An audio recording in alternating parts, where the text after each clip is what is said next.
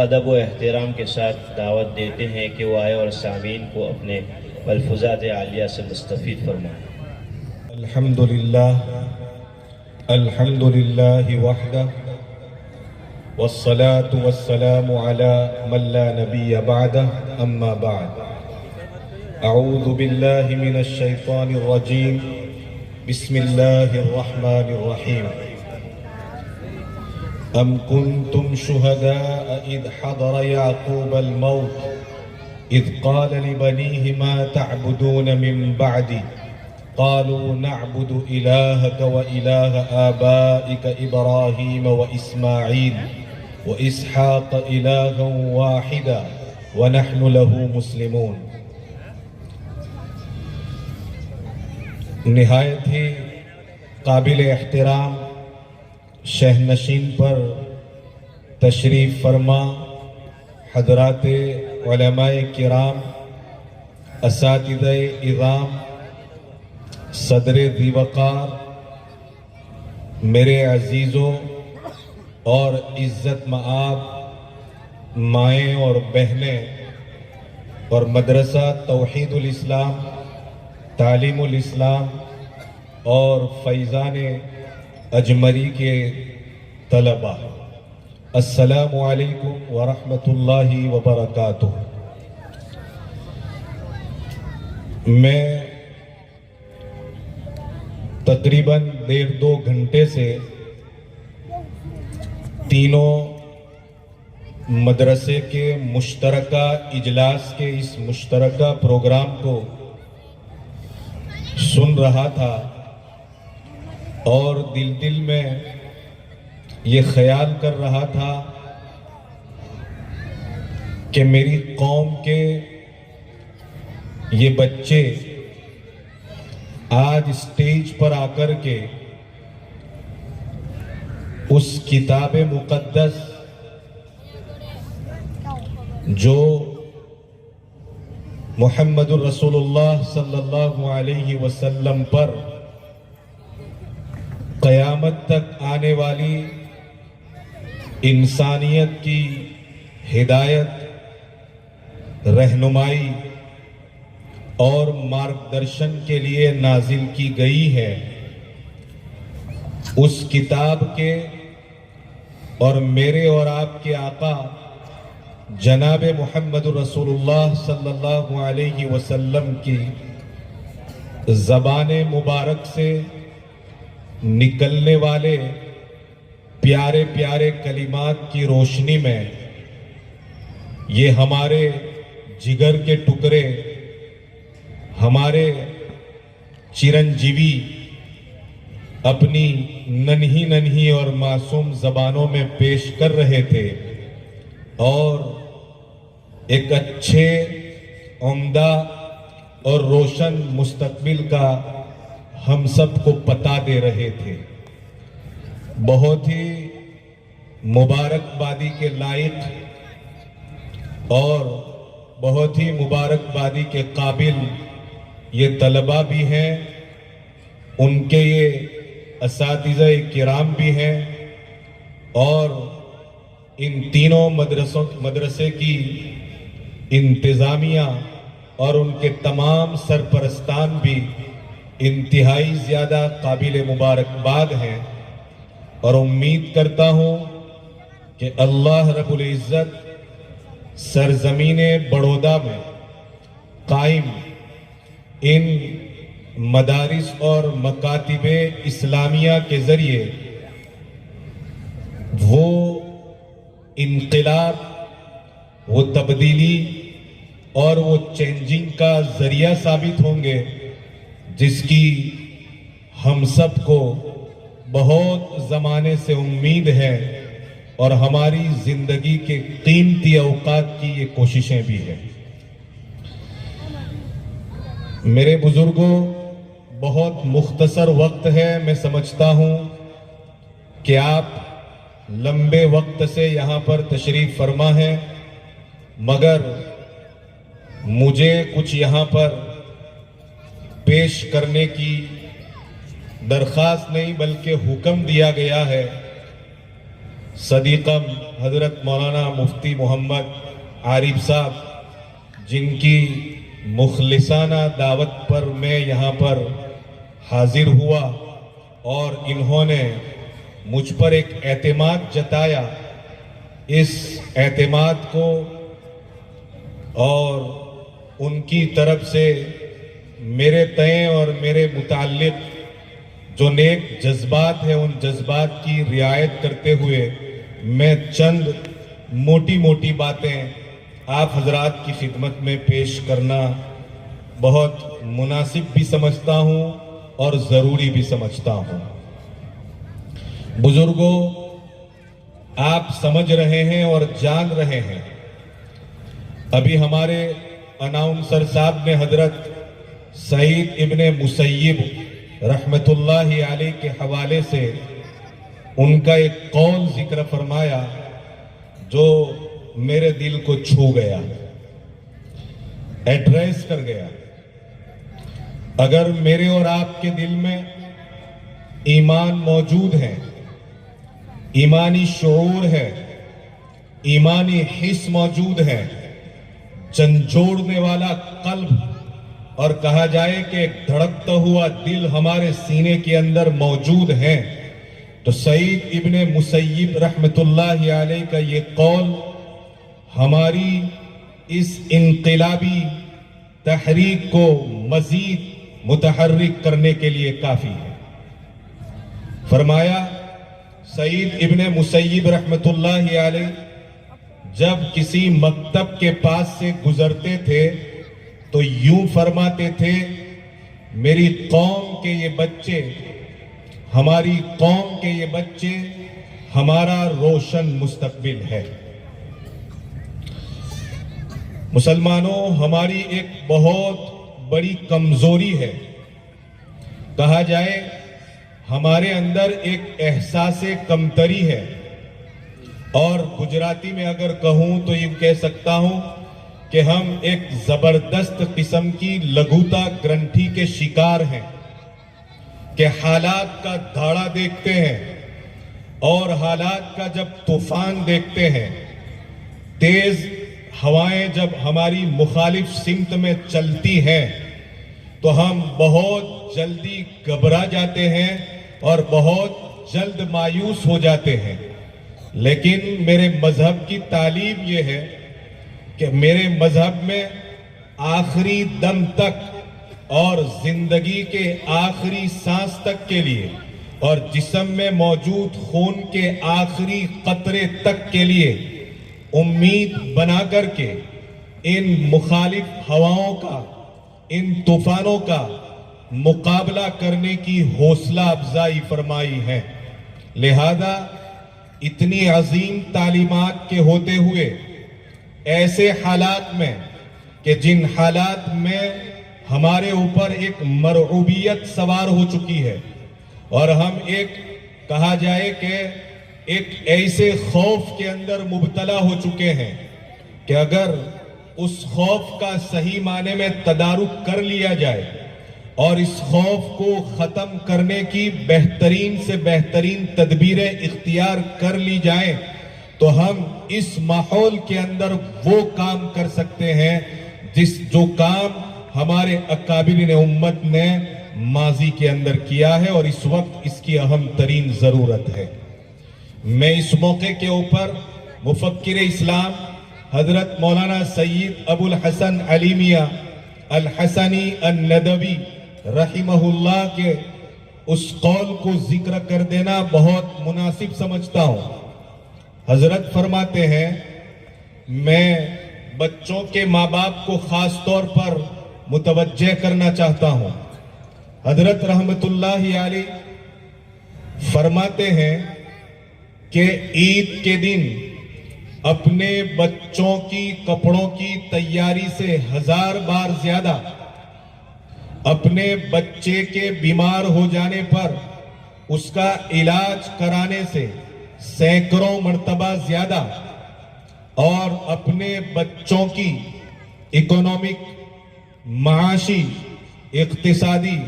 اور آرتھک تنگی کو دور کرنے کے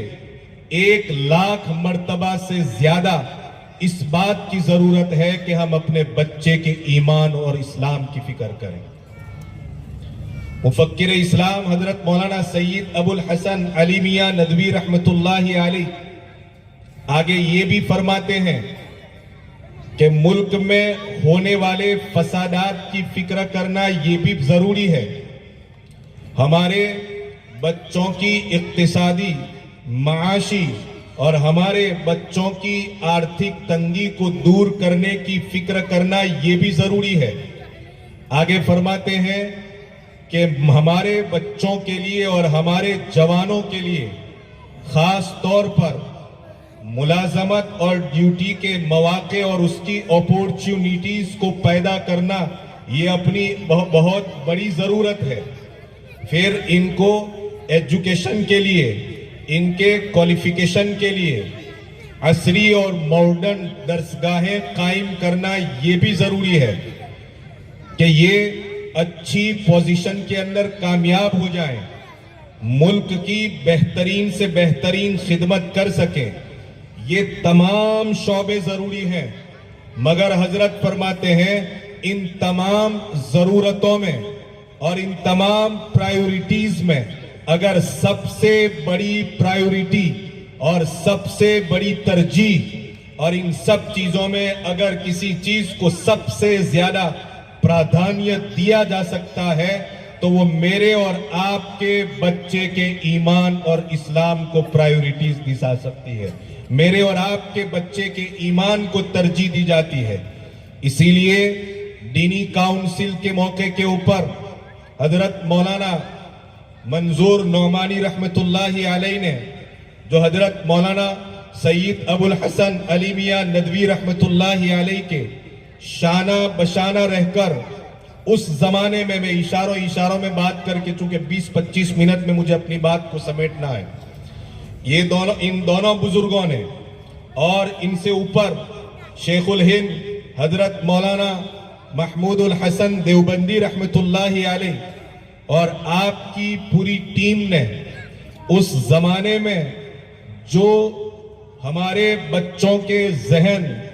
ہمارے بچوں کی فکر کو تباہ و برباد کرنے کے لیے اور انہیں ملحد بنانے کے لیے،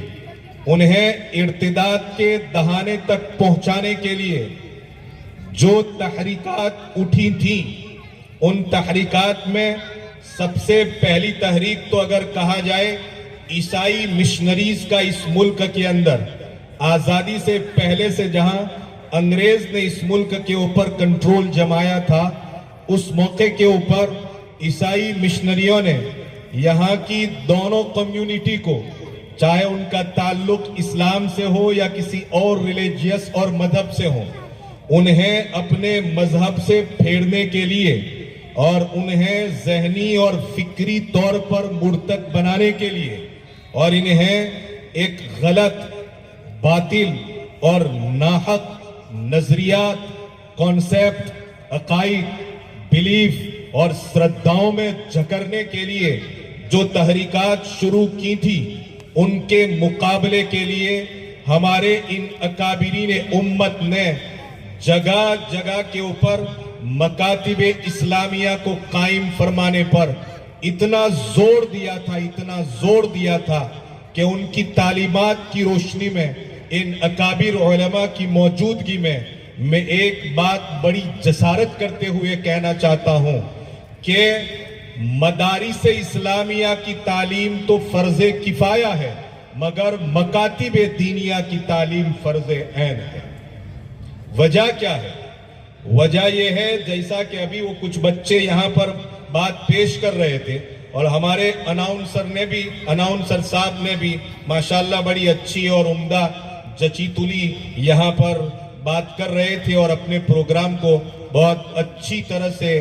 نمائندگی پیش کرتے ہوئے آگے بڑھا رہے تھے اور اس اجلاس کے بہت ہی عمدہ ریپریزنٹیٹر ثابت ہو رہے تھے۔ انہوں نے بھی اس بات کی طرف بہت عمدہ طریقے کے اوپر توجہ دلائی تھی۔ میں اسی بات کو اپنے الفاظ میں پیش کرتے ہوئے آپ کو متوجہ کرنا چاہتا ہوں۔ یاد رہے मदारिस इस्लामिया की तालीम फर्ज किफाया है, फिर इस बात का इयादा करता हूँ, और मकातिब इस्लामिया और मकातिब दीनिया की तालीम फर्ज ऐन है। इस बुनियाद पर कि मेरे सामने ये बैठे हुए छोटे छोटे बच्चे जिनको अभी ये इतना शऊर भी नहीं है कि हम इस वक्त यहाँ बैठे हैं तो क्यों बैठे हैं, हम इस वक्त यहाँ पर बैठे हैं तो इतना बड़ा प्रोग्राम इतने बड़े इखराजात के साथ क्यों मुनाकिद किया जा रहा है, मगर इनके जहनों के ऊपर और कहा जाए इनके जहनों के अंदर एक ऐसी रील अल्लाह तबारक व ताला ने नेचुरली तौर पर पैदा फरमाई है कि अगर इस रील के ऊपर बचपन के जमाने में ला इलाहा इल्लल्लाह मुहम्मदुर रसूलुल्लाह नहीं है कोई माबूद सिवाय अल्लाह की जात के, मुहम्मदुर रसूलुल्लाह सल्लल्लाहु अलैहि वसल्लम कयामत तक आने वाली इंसानियत के नजात दहिंदा है।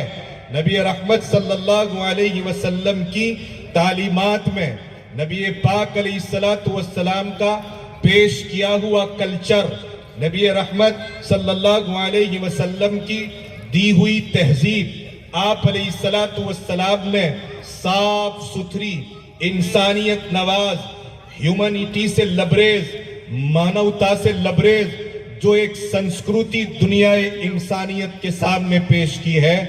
दुनिया चाहे कुछ भी कह ले और दुनिया चाहे कुछ भी कर ले, मगर इसी तहजीब में, इसी संस्कृति में, इसी बिलीफ में, इसी एक खुदा के तसव्वुर में और इसी एक जगह के ऊपर सजदा टेकने का जो कॉन्सेप्ट इस्लाम ने पेश किया है, अगर इन छोटे छोटे नौनिहालों के दिमाग के अंदर बिठा दिया जाए, हम समझते हैं कि पहाड़ भी अगर इनके ऊपर गिर जाए और इनका चूड़ा चूड़ा कर दिया जाए, मगर इनके दिमाग के अंदर जो स्क्रिप्ट हमने बचपन के अंदर बिठा दी है, दुनिया की कोई ताकत भी इनसे निकाल नहीं सकती है। मकातिब इस्लामिया का ये किरदार रहा है हर दौर के अंदर।